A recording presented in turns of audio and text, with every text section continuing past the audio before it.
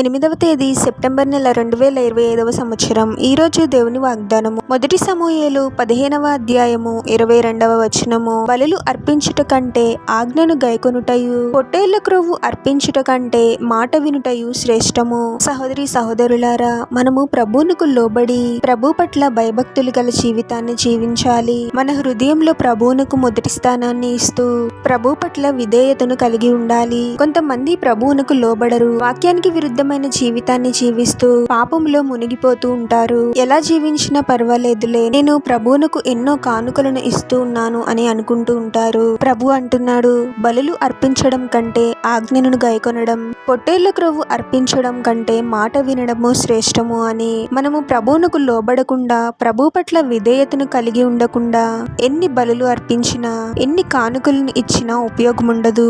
ఇదంతా ఆచార భక్తి. మరికొందరు అందరి దృష్టిలో ప్రార్థన పరులు అనిపించుకోవడానికి, ఇతరులు వారిని చూడాలి అని గట్టిగా ప్రార్థన చేస్తూ అందరి దృష్టిలో గొప్పవారిగా ఉండాలి అని అనుకుంటూ ఉంటారు. కానీ వారి జీవన విధానము దేవుని వాక్యానికి విరుద్ధంగా ఉంటుంది.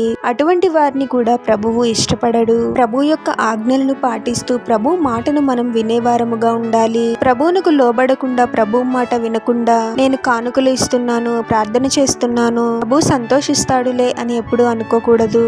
బయటకి ఎన్ని బలులు అర్పించినా, ఎంత ఆచార భక్తి ఉన్నా ప్రభు పట్ల విధేయతను కలిగి ఉండకపోతే ప్రభువు ఆనందించడు. మనము నిజంగా ప్రభువుని ప్రేమిస్తున్నాము అంటే ప్రభు యొక్క మాటను వినాలి, ప్రభు యొక్క ఆజ్ఞలను పాటించాలి. కాబట్టి లోకానుసారమైన ఆచారాలను పాటిస్తూ ఆచార భక్తి చేసేవారముగా మనం ఉండకుండా, మనల్ని మనము ప్రభువునకు సమర్పించుకొని ప్రభువునకు లోబడి ఆజ్ఞల ప్రకారము జీవించాలి. ప్రార్థన. పరిశుద్ధుడగు ప్రభువా, మీ పరిశుద్ధమైన నామమునకు తరతరములు యుగయుగములు మహిమ కలుగును గాక. మరొక నూతన దినంలోనికి మమ్మల్ని క్షేమంగా ప్రవేశింపచేసిన దేవా, మీకే స్తోత్రం తండ్రి. ఆచార భక్తి చేసేవారముగా మేము ఉండకూడదు ప్రభువా.